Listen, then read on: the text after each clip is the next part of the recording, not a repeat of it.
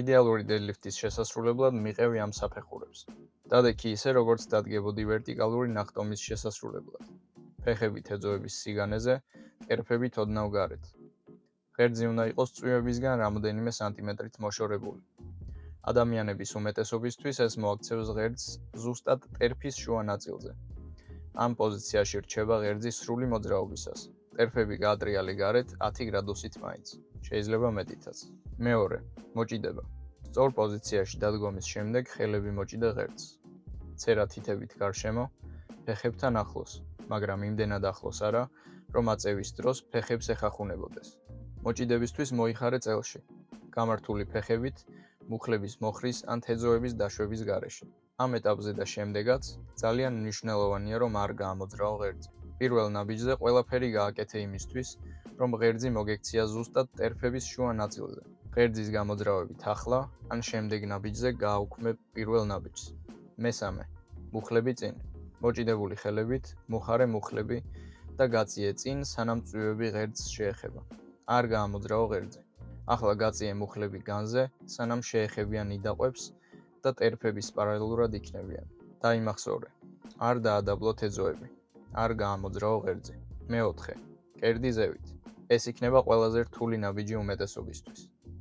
გამოწიე მკერდი გარეთ და მაღლა დედლიფტის საწყისი პოზიციის მისაღებად.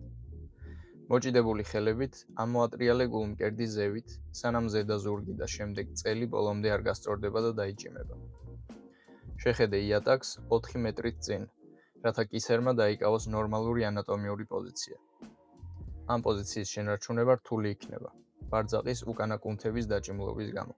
ზურგის კუნთები და ბარძაყის უკანა კუნთები ებრძვიან ერთმანეთს შენი თეძოების პოზიციის კონტროლისთვის. ზურგის კუნთებმა უნდა მოიგონ. რამოდენიმე გამეორების შემდეგ კუნთები გახურდებიან და მოძრაობასაც უფრო უკეთ და კომფორტულად შეასრულებ. მეხუთე, აწევა. ღრმად ჩაისუნთქე და შეიკავე სუნთქვა. ჰაერი დაგეხმარება ზედატანის სიმკვრივის შენარჩუნებაში. შემდეგ აასრიალე ღერძი ფეხებზე. აასრიალე ნიშნავს უწყვეტ კონტაქტს ღერძსა და ფეხებს შორის. ღერძი არასდროს ტოვებს ფეხებს, არც აწევის და არც დაშვების დროს. თუ ყველაფერი სწორად გააკეთე, ღერძი იმოძრავებს სწორ ვერტიკალურ ხაზზე. დასაწყისში ტერფის შუა ნაწილის ზემოთ და აწევის ბოლოს ხელების სიგრძეზე.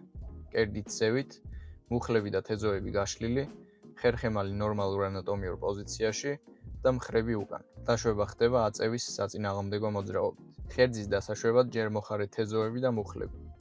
შემდეგ თეძოები გაწიე უკან და დააცურე ღერძის სწორ ვერტიკალურ ხაზზე ფეხებთან კონტაქტის დაკარგვის გარეშე. როცა ღერძი გასცდება მუხლებს, მოხარე მუხლები და დაასრულე მოძრაობა. ზურგი არასდროს არ იხრება. გააკეთე რამოდენიმე მისვლა 5 გამეორებით და ყურადღება მიაქცია ზურგის პოზიციას და ღერძის სიახლოვეს ფეხებთან.